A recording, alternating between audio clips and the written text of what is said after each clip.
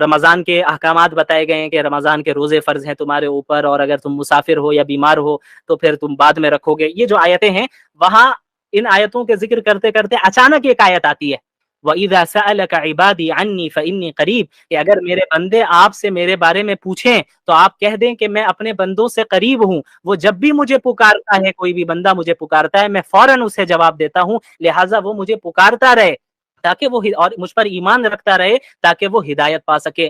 یہ ایک دعا کی آیت آ گئی، پکارنے کی آیت آ گئی، پھر رمضان کی آیتیں شروع ہو گئی، پھر رمضان کے احکامات شروع ہو گئے. تو اس جگہ پہ مفسرین نے، جو کلاسیکل تفسیر کے اسکالرز ہیں، کلاسیکل اسکالرز ہیں، انہوں نے بیان کیا ہے کہ بھئی ایسی کیا وجہ ہے کہ ابھی تو رمضان کی بات چل رہی تھی، بیچ میں اچانک دعا کی بات آ گئی، اللہ کو پکارنے کی بات آ گئی، پھر رمضان کے احکامات شروع ہو گئے، مکمل رمضان کے احکامات ہی ہوتے ہیں، بیچ میں یہ آیت کیوں آئی؟ تو مفسرین نے یہاں نقطہ بیان کیا ہے کہ اللہ رب العالمین نے رمضان کے احکامات کے بیچ میں دعا کا ذکر کر کے یہ بتایا کہ رمضان میں دعاؤں کا اہتمام ہونا چاہیے، اور عام دنوں کے مقابلے میں اللہ رب العالمین رمضان کی دعاؤں کو زیادہ قبول کرتا ہے، اور قبولیت کی، ایکسیپٹنس کی پاسبلٹی میں رمضان میں زیادہ سے زیادہ اضافہ ہو جاتا ہے. اور اللہ نے فرمایا اجیب دعوت الداع، کوئی بھی بندہ مجھے پکارتا ہے میں جواب دیتا ہوں.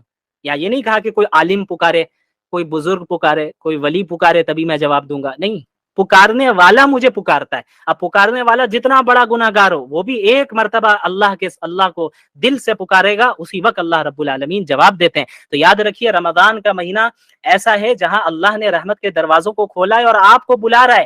اللہ تیار ہے آپ کی مغفرت کرنے کے لیے اور آپ کو معاف کرنے کے لیے، بس انتظار ہمارے اور آپ کی توبہ کا ہے.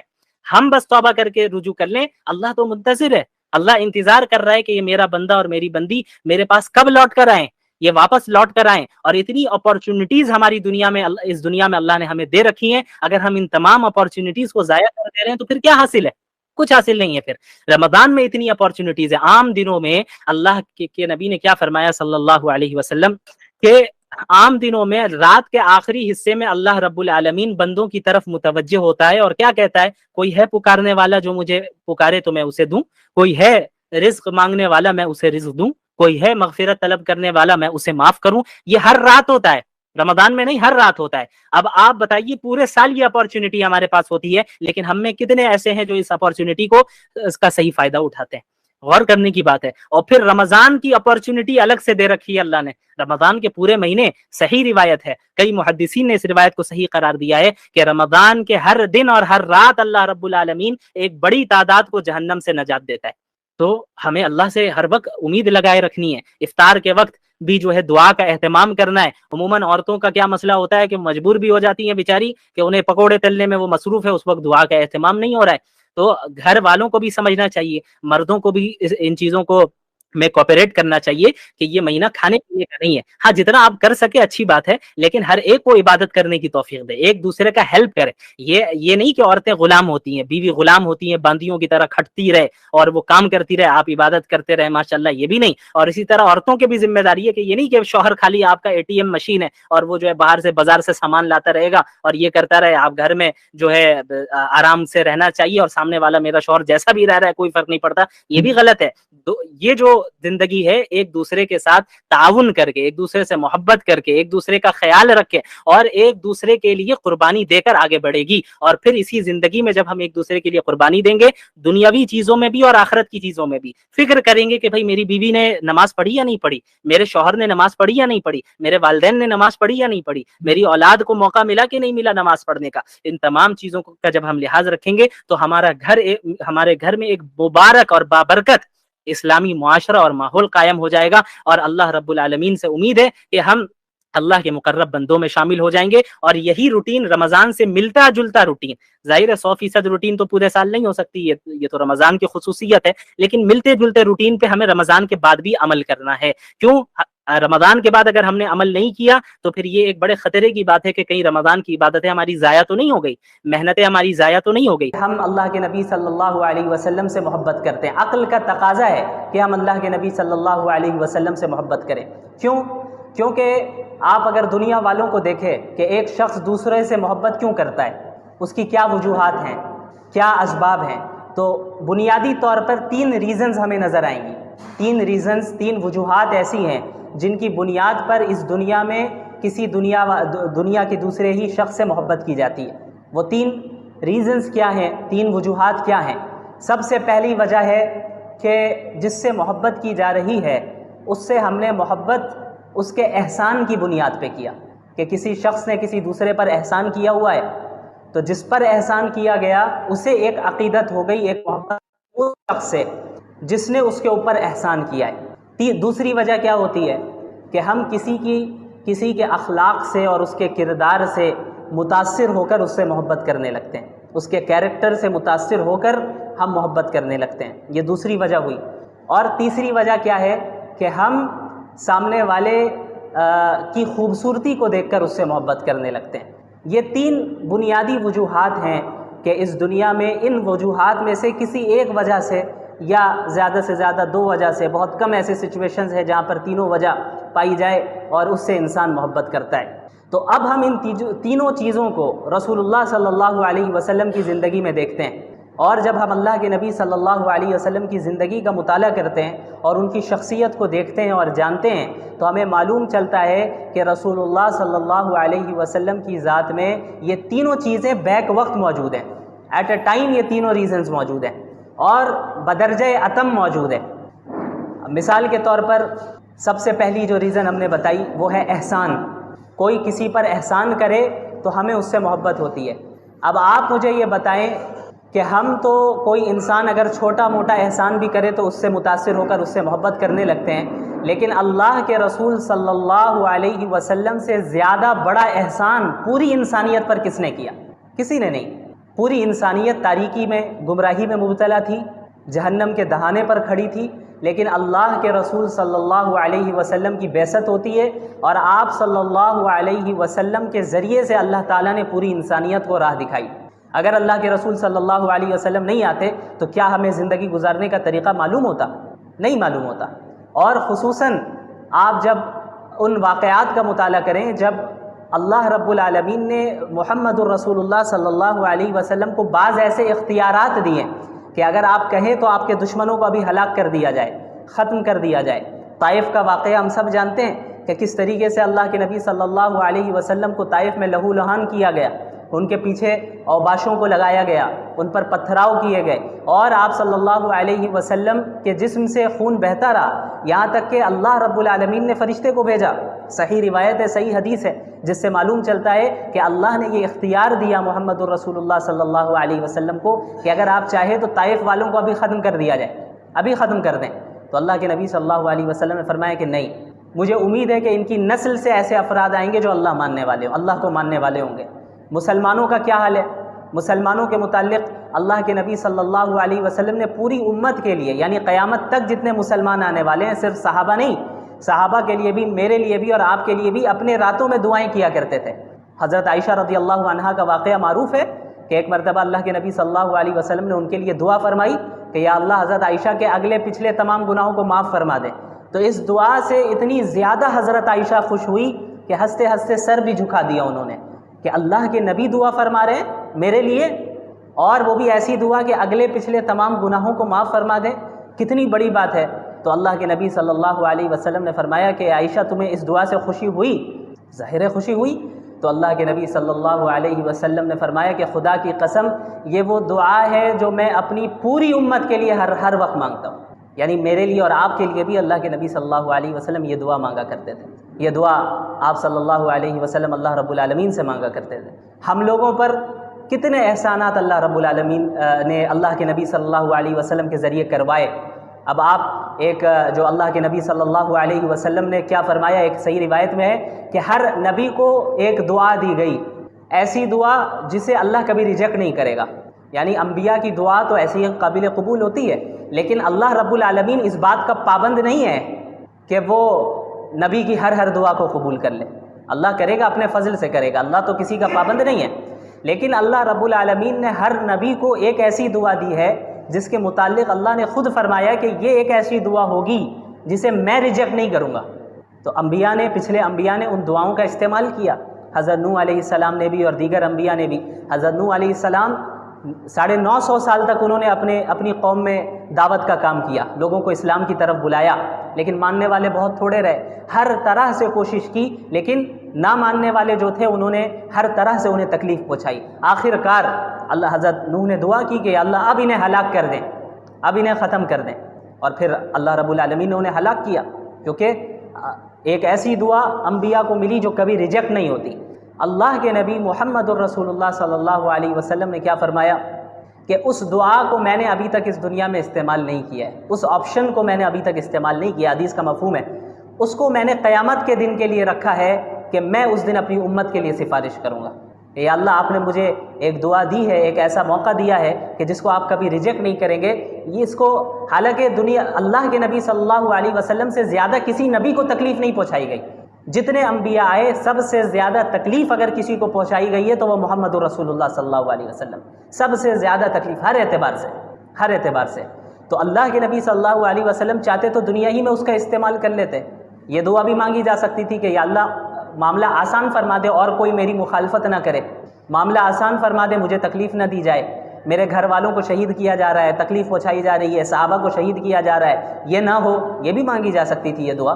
لیکن اللہ کے نبی صلی اللہ علیہ وسلم نے اس آپشن کو محفوظ رکھا، بچا کے رکھا کہ قیامت کے دن پوری امت کے لیے سفارش کروں گا کہ آپ نے جو یا اللہ آپشن دیا تھا، اختیار دیا تھا، وہ میں آج اختیار کرتا ہوں اور میری امت کو جو ہے اپنے فضل سے اس کی مغفرت فرما دے. تو یہ اس سے بڑا احسان پوری انسانیت پر کیا ہو سکتا ہے؟ اس سے بڑا احسان کوئی ہو سکتا ہے؟ آپ صلی اللہ علیہ وسلم نے فرمایا کہ میری اور تمہاری مثال اس شخص کی طرح ہے جو ایک آگ جلائے اور آگ پر پروانے گر رہے ہو. جو کیڑے آتے ہیں پروانے گرتے ہیں، روشنی کی طرف جاتے ہیں، آگ کی طرف. ان پروانوں کو تو نہیں معلوم کہ یہ آگ ہے، وہ قریب جائیں گے جل جائیں گے، وہ تو صرف روشنی دیکھ کے قریب جا رہے ہیں. اور وہ شخص ان پروانوں کو آگ سے دور کرتا رہتا ہے، زبردستی ہٹاتا ہے. اللہ کے نبی صلی اللہ علیہ وسلم نے فرمایا کہ میری اور تمہاری مثال بھی یہی ہے کہ تم جہنم میں کودے جا رہے ہو اور میں تمہاری کمر سے پکڑ کر تمہیں جہنم سے دور کر رہا ہوں.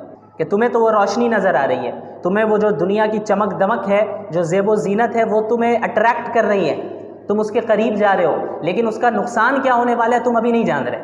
وہ اسی شخص کی طرح، اسی پروانے کی طرح ہے جو روشنی دیکھ کر آگ پر کی طرف جاتا ہے، لیکن جب آگ میں گر جائے تب پتہ چلتا ہے کہ یہ تو آگ ہے، جل کر ختم ہو گئے. ایک بچہ اگر کہیں چھت میں ہو اور وہ کنارے کی طرف جائے تو ماں باپ فوراً اسے روکتے ہیں اسے. اس بچے کو اتنا، ابھی اگر 2-3 سال کا بچہ ہو تو اس کو اتنا کانشیس تو نہیں ہوتا ہے اس کے پاس کہ وہ ہر چیز کو سمجھ سکے. وہ کنارے پہ بھی جاتا ہے، ہو سکتا ہے کچھ ایسی حرکت کر لے کے گر جائے، لیکن ماں باپ کیا ہوتے ہیں زبردستی کھینچ کر اسے کونے سے لائیں گے بیچ میں، اور اس کھینچنے میں ہو سکتا ہے وہ بچہ گرے بھی، اسے خراش بھی آ جائے، لیکن اس چھوٹی تکلیف کو برداشت کر لیا جاتا ہے. کس سے بچنے کے لیے؟ بڑی تکلیف سے بچنے کے لیے، جو اگر نیچے گر جاتا وہ بچہ تب تو موت ہو جاتی. اسی طرح اللہ کے رسول صلی اللہ علیہ وسلم پوری انسانیت کو جہنم کے دہانے پہ جو انسانیت کھڑی ہے اور بس گرنے ہی والی ہے، اس کو انسانوں کو کمر سے پکڑ کر دور کر رہے ہیں، انہیں بچا رہے ہیں کہ بھائی کہاں جا رہے ہو، کیا کر رہے ہو، کس چیز سے اٹریکٹ ہو رہے ہو، تم اپنا نقصان کیوں کر رہے ہو. یہ بڑا نقصان ہے. اسی لیے اب اسلامی احکامات بعض ایسے ہوتے ہیں جو ہو سکتا ہے ہمیں اپنی خواہش کو دبانا ہو اور اسلامی حکم کو فالو کرنا پڑے، کچھ تکلیف ہو ظاہری طور پہ، تو یہ اس تکلیف کی وہی حیثیت ہے جو ماں باپ جب اس بچے کو کھینچ رہے ہیں تو کھینچتے وقت جو ہاتھ میں خراش آ جائے. تو اب آپ بتائیں، ہاتھ میں خراش آ گئی، تکلیف لگی، تو کیا ماں باپ ظالم ہو گئے؟ ظالم تو نہیں ہوئے، بلکہ محسن ہوئے. کیوں؟ کیونکہ آگے جو بڑی تکلیف تھی اس کے مقابلے میں یہ خراش آنا کوئی بڑی بات نہیں ہے، معمولی بات ہے. اسی طرح جہنم کی آگ میں جلنا اور اس میں جانا یہ اتنی بڑی تکلیف ہے اور اتنی بڑی مصیبت ہے کہ اگر اس سے بچنے کے لیے دنیا میں چند تکلیفوں کو برداشت کرنا پڑ رہا ہے تو اس کی کوئی حیثیت نہیں ہے اس تکلیف کے سامنے. تو اللہ کے نبی صلی اللہ علیہ وسلم نے پوری زندگی انسانیت کو جہنم کی آگ سے بچانے میں صرف کیا، اور اس طرح آپ صلی اللہ علیہ وسلم مصروف رہے اور اتنے متفکر رہتے کہ قرآنی آیتیں نازل ہوئی کہ لعلک باخع نفسک علی آثارہم ان لم یؤمنوا بہذا الحدیث اسفا. آپ اتنے متفکر ہیں، اتنے پریشان ہیں کہ کیا اگر یہ ایمان نہیں لائیں گے تو آپ اپنے آپ کو فکر میں ہلاک کر دیں گے. یعنی آپ اتنے زیادہ فکر میں مبتلا رہتے، اتنے متفکر رہتے کہ کیسے لوگ اسلام قبول کریں، کیونکہ حق تو یہی ہے، اس کے بغیر اگر موت آ گئی تو پھر جہنم ہے، کوئی اور آپشن نہیں ہے ان کے پاس. تو اللہ کے نبی صلی اللہ علیہ وسلم اس فکر میں گھلتے رہتے کہ کس طریقے سے میں پیغام پہنچا دوں، کس طریقے سے لوگ اسلام میں داخل ہوں.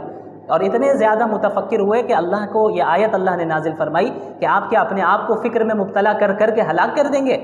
آپ نے تبلیغ کر دی، آپ نے بات پہنچا دی، بس آپ متفکر نہ ہو، ایمان لانا نہیں لانا ان کا کام ہے، ان کے اعمال اور عقائد کی بنیاد پہ ان کے ساتھ فیصلہ کیا جائے گا۔ تو ایک ایسے نبی جنہوں نے پوری انسانیت کی، اپنے سے زیادہ اور اپنے گھر والوں سے زیادہ فکر کی، کیا اس سے بڑا احسان کوئی ہو سکتا ہے؟ تو اگر دنیا میں ہم کسی سے احسان کی بنیاد پر محبت کرتے ہیں تو رسول اللہ صلی اللہ علیہ وسلم کی ذات اس بات کی زیادہ مستحق ہے کہ ہم احسان کی بنیاد پہ ان سے محبت کریں۔ یہ ایک پہلی وجہ ہے۔ دوسری وجہ، کسی کے اخلاق سے متاثر ہو کر، کسی کے کیریکٹر سے متاثر ہو کر ہم اس سے محبت کرتے ہیں۔ اب آئیے اس چیز کو بھی اللہ کے نبی صلی اللہ علیہ وسلم کی زندگی میں دیکھ لیں۔ آپ صلی اللہ علیہ وسلم کے متعلق صحابہ نے کیا فرمایا کہ آپ صلی اللہ علیہ وسلم لوگوں میں سب سے بہترین اخلاق والے تھے، ان سے زیادہ بہتر اخلاق والا کوئی نہیں تھا۔ حضرت انس رضی اللہ عنہ تقریباً 9-10 سال تک جو ہے انہوں نے آپ صلی اللہ علیہ وسلم کی خدمت میں وہ رہے، آپ کی خدمت کی۔ وہ فرماتے ہیں کہ اس پوری مدت میں کبھی ایسا نہیں ہوا کہ آپ صلی اللہ علیہ وسلم نے مجھ سے اف تک کہا ہو۔ ہمارے یہاں کوئی کام کر رہا ہو، کوئی ہمارے گھر کا خادم ہو، تو ہمارا کیا سلوک رہتا ہے؟ اگر اس سے غلطی سے کوئی چیز گھر میں ٹوٹ جائے تو ہم تو قیامت کھڑی کر دیتے ہیں، سیلری کاٹ دیتے ہیں اور یہ کر لیتے ہیں، وہ کر لیتے ہیں، مختلف طریقے اختیار کرتے ہیں۔ آپ صلی اللہ علیہ وسلم کے متعلق حضرت انس فرما رہے ہیں کہ کسی چیز میں ڈانٹنا تو دور کی بات، اف تک نہیں کہا، اور یہ بھی نہیں کہا کہ فلاں کام میں نے کرنے کو کہا تھا تم نے کیوں نہیں کیا، یا فلاں کام تم نے کیوں کر دیا، میں نے تو اس سے منع کیا تھا، یہ بھی نہیں کہا۔ اس طرح آپ صلی اللہ علیہ وسلم کے اخلاق تھے۔ یہی اخلاق گھر والوں کے ساتھ بھی، ایسا نہیں کہ صرف باہر۔ عموماً ہمارے ساتھ کیا ہوتا ہے کہ ہم باہر کے لوگوں کے ساتھ اچھے سے سلوک کرتے ہیں، گھر میں جو ہے ہمارے معاملات اچھے نہیں رہتے۔ اللہ کے نبی صلی اللہ علیہ وسلم نے کیا فرمایا؟ خیرکم خیرکم لأہلہ وانا خیرکم لأہلی۔ تم میں سب سے بہترین شخص وہ ہے جو اپنے گھر والوں کے ساتھ اچھا سلوک کرے، اپنی گھر والی کے ساتھ اچھا سلوک کرے، اور تم میں سب سے زیادہ اپنی گھر والی کے ساتھ اچھا سلوک کرنے والا میں ہوں۔ یعنی میری اتباع کرو اس چیز میں بھی کہ اپنے گھر والوں کے ساتھ بھی حسن سلوک، ان کے ساتھ بھی بد اخلاقی کے ساتھ پیش نہیں آنا۔ حضرت عائشہ رضی اللہ عنہا سے مروی ہے غالباً کہ صحیح روایت ہے کہ اللہ کے رسول صلی اللہ علیہ وسلم کے متعلق فرمایا گیا کہ ما ضرب رسول اللہ صلی اللہ علیہ وسلم خادما له ولا امرأة ولا ضرب بيده شيئا، کہ آپ صلی اللہ علیہ وسلم نے پوری زندگی میں نہ کسی اپنے خادم پر ہاتھ اٹھایا، نہ کسی عورت پر ہاتھ اٹھایا، اور انسانوں کو مارنا تو ہاتھ اٹھانا تو دور کی بات، کسی چیز کو بھی ہاتھ سے نہیں مارا۔ اب ہمارے یہاں کیا ہوتا ہے، ہمیں غصہ آ جائے تو ہم کیا کرتے ہیں کہ چیزوں کو اٹھا پٹک کرنا شروع کر دیتے ہیں۔ اللہ کے رسول صلی اللہ علیہ وسلم کے متعلق فرمایا جا رہا ہے کہ کسی عورت کو مارنا، کسی انسان کو مارنا یہ تو ہوا ہی نہیں، اور یہ تو دور کی بات، آپ نے کسی چیز کو بھی ہاتھ سے بھی دھکا نہیں دیا کہ دھکا دے کر یا کسی چیز کو مارا ہو، ہاتھ سے ایسا نہیں کیا۔ یہ آپ صلی اللہ علیہ وسلم کے اخلاق تھے۔ اور آپ صلی اللہ علیہ وسلم کا جو کردار اور مختلف جو انسان کے کردار کے اندر جو خصوصیات ہوتی ہیں، شجاعت ہے اور دوسری چیزیں ہیں، سخاوت ہے، یہ ساری چیزیں آپ صلی اللہ علیہ وسلم کے تھیں۔ آپ صلی اللہ علیہ وسلم سے زیادہ سخی بھی کوئی نہیں تھا، جو ہوتا اس کو بھی صدقہ کرتے، اور آپ صلی اللہ علیہ وسلم سے زیادہ بہادر بھی کوئی نہیں تھا۔ حضرت علی رضی اللہ عنہ فرماتے ہیں کہ دوران جنگ بھی جب کبھی صورتحال ایسی ہو جاتی کہ بہت شدید جنگ شروع ہو گئی ہے، زبردست، دونوں طرف سے ایک دم زبردست جنگ شروع ہو گئی اور حالات بہت سنگین ہو گئے، تو حضرت علی فرماتے ہیں رضی اللہ عنہ کہ ہم اللہ کے نبی صلی اللہ علیہ وسلم کی آڑ میں رہا کرتے، یعنی آپ سب سے آگے رہتے، صحابہ آپ صلی اللہ علیہ وسلم کے پیچھے رہتے اور بچاؤ کرتے۔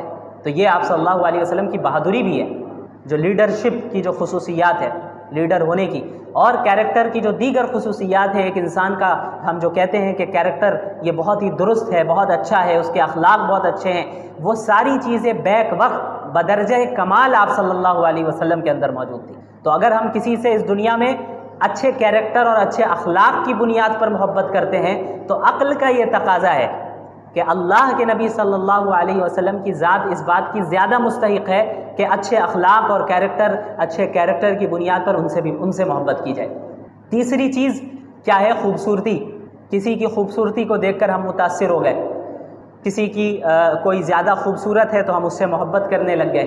دنیا میں ایسا ہوتا ہے تو اب اس چیز کو اللہ کے نبی صلی اللہ علیہ وسلم کی زندگی میں اگر ہم دیکھیں اور آپ صلی اللہ علیہ وسلم کی ذات کو دیکھیں تو ہمیں پتہ چلتا ہے کہ آپ صلی اللہ علیہ وسلم سے زیادہ خوبصورت بھی کوئی نہیں تھا۔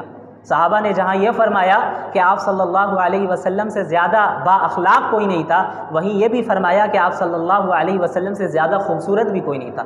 ایک مرتبہ رات کے وقت اللہ کے نبی صلی اللہ علیہ وسلم رات کے وقت باہر تشریف لاتے ہیں تو ایک صحابی فرماتے ہیں کہ میں آپ کو دیکھ رہا ہوں اور چاند کو دیکھ رہا ہوں، آپ کو دیکھ رہا ہوں اور چاند کو دیکھ رہا ہوں کہ کون زیادہ خوبصورت ہے۔ تو اس سے آپ اندازہ لگائیں کہ اللہ کے نبی صلی اللہ علیہ وسلم کتنے زیادہ خوبصورت تھے۔ اور بعض اسلامی شعراء نے یہ اشعار بھی گئے کہ وَأَحْسَنَ مِنْكَ لَمْ تَرَ قَطُّ عَيْنِي وَأَجْمَلَ مِنْكَ لَمْ تَلِدِ النِّسَاءُ خُلِقْتَ مُبَرَّأً مِنْ كُلِّ عَيْبٍ كَأَنَّكَ قَدْ خُلِقْتَ كَمَا تَشَاءُ، کہ آپ سے زیادہ خوبصورت میری آنکھوں نے کسی اور کو دیکھا ہی نہیں۔ وَأَحْسَنَ مِنْكَ لَمْ تَلِدِ النِّسَاءُ، اور آپ سے زیادہ خوبصورت کسی عورت نے آج تک جنا نہیں۔ اس طرح شخص اتنا خوبصورت کوئی پیدا ہوا ہے۔ وَأَجْمَلَ مِنْكَ لَمْ تَلِدِ النِّسَاءُ خُلِقْتَ مُبَرَّأً مِنْ كُلِّ عَيْبٍ، آپ اس طرح پیدا کیے گئے ہیں، اس طرح آپ کو اللہ نے بنایا ہے کہ گویا کوئی آپ کے اندر کوئی عیب ہے ہی نہیں، آپ بغیر کسی عیب کے پیدا کیے گئے۔ كَأَنَّكَ قَدْ خُلِقْتَ كَمَا تَشَاءُ، گویا کہ ایسا محسوس ہوتا ہے کہ گویا آپ کو اس طرح بنایا گیا ہے جس طرح آپ خود چاہتے ہیں۔ یعنی اگر ایک انسان کو خود اختیار مل جائے کہ بھئی تمہارا جسم اور تمہاری خوبصورتی ویسی رہے گی جیسا تم چاہتے ہو، تو ایک انسان کیا کرے گا؟ ہر عیب کو اپنے آپ سے دور کرے گا اور چاہے گا کہ ہم سب سے خوبصورت ہو۔ تو اللہ کے نبی صلی اللہ علیہ وسلم کی جسمانی خوبصورتی بھی اتنی زیادہ تھی کہ شاعر کہہ رہا ہے، اسلامی شاعر ہے، وہ کہتے ہیں کہ آپ اس طرح اتنے بے عیب جسمانی اعتبار سے پیدا کیے گئے ہیں کہ گویا آپ اپنے اختیار سے پیدا کیے گئے، جس طرح آپ کو بننا تھا ویسا آپ کو بنا دیا گیا۔ تو یہ آپ صلی اللہ علیہ وسلم کی خوبصورتی ہے۔ تو اگر دنیا میں خوبصورتی کی بنیاد پہ محبت کی جاتی ہے تو عقل کا تقاضا یہ ہے کہ رسول اللہ صلی اللہ علیہ وسلم سے خوبصورتی کی بنیاد پہ زیادہ محبت کی جائے۔ تو رسول اللہ صلی اللہ علیہ وسلم کی جو محبت ہے یہ محض جذباتی بنیاد پہ نہیں ہے، ہماری محبت رسول اللہ صلی اللہ علیہ وسلم سے ریشنل بنیادوں پر بھی ہے۔